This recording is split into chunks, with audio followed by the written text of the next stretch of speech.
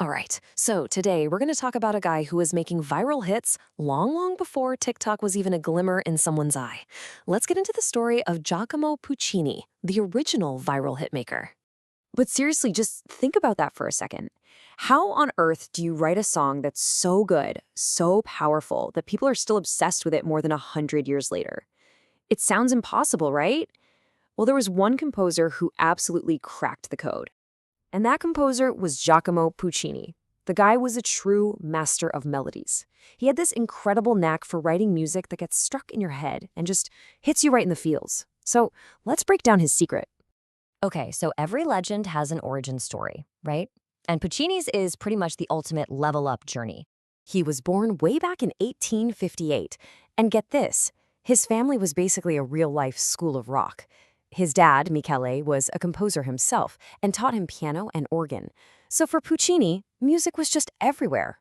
And this is basically his training montage. He started out as a kid, writing little pieces, learning the basics, but then he got into the big leagues, the Milan Conservatory. That's where he mastered everything he needed. Composition, orchestration, which is just a fancy way of saying he learned how to make a whole orchestra sound totally epic. By the time he graduated, his skill tree was maxed out. He was ready to go pro. But here's where the story gets a twist. See, his family was all about writing church music. Puccini, though, he had much bigger plans. He wasn't interested in following the family business. He wanted to write these huge, epic, dramatic stories set to music. He wanted to write operas. And you know what? That's exactly what he did. So let's fire up the playlist and check out some of his greatest hits. So in 1884, he drops his first major work, an opera called Le Villi. And it was an instant smash hit. The audience went wild for his melodies. They knew right away this guy was something special. And just like that, his career took off. And hey, if you're not totally sure what an opera even is, no worries. Just picture a blockbuster movie or a really intense Netflix series. Now imagine all the dialogue is sung, and it's all set to the most incredible epic soundtrack ever. That's opera. After that first success, Puccini basically released what you could call his blockbuster trilogy. The first one was La Bohème. It's this amazing story about a group of young Baroque artists living in Paris, navigating love, friendship, and a whole lot of drama. Next up is Tosca. Whoa, this one is pure adrenaline. It's a high-stakes political thriller just packed with passion, jealousy, and betrayal. This is the kind of story that keeps you on the edge of your seat the entire time.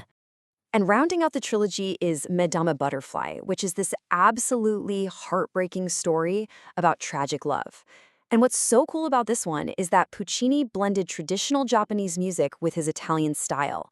He created something totally new, and it is unbelievably beautiful. So yeah, he wrote these incredible stories. But what was it about the music itself that made them so unforgettable? It's like he had a secret formula. So let's try to crack the composer's code. So really, what was Puccini's secret? How did he manage to write music that could make a whole theater full of people feel the exact same emotion at the exact same time? Well, it pretty much comes down to 4 key things: the hook, the vibe, the plot, and, of course, the feels. Let's break it down.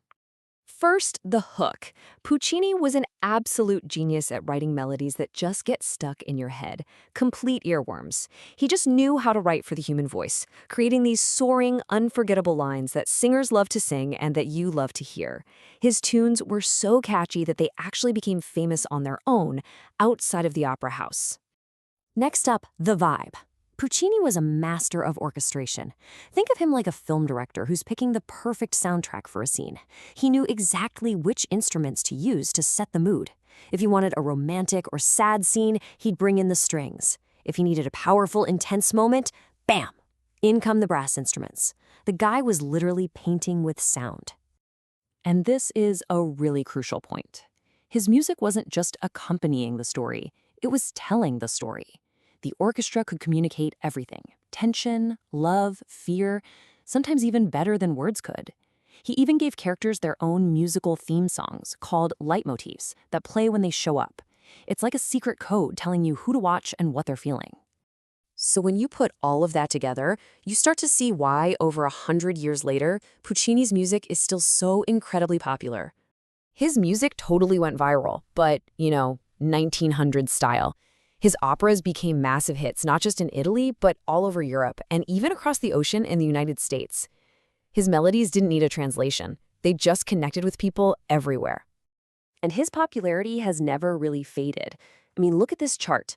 His big three operas, La Bohème, Tosca, and Madama Butterfly, are still some of the most performed operas in the entire world. They're total classics that you'll find on the schedule every single year. Which brings us back to this amazing number. It's been over 100 years since Puccini passed away, and his music is still as powerful and as relevant as it ever was. Now that is a legacy. So, what's the key takeaway from all this? It's simple. Puccini figured out the formula for timeless music. He mixed unforgettable melodies with powerful story-driven orchestration to create an emotional experience that still connects with us today. And that leaves me with a final question for you. Think about the music you listen to right now on your phone. What song or artist do you think will still be a hit 100 years from now in the year 2126? Kind of makes you think, doesn't it?